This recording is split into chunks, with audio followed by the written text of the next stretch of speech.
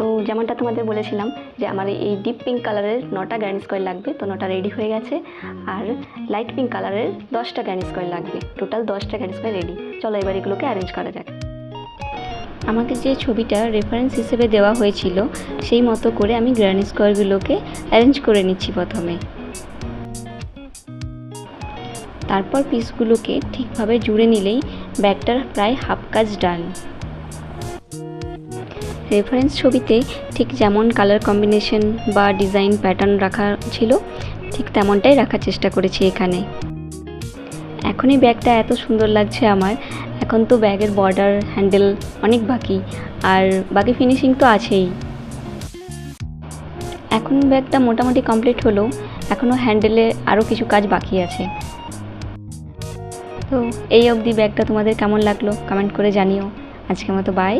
Har Har Mahadev.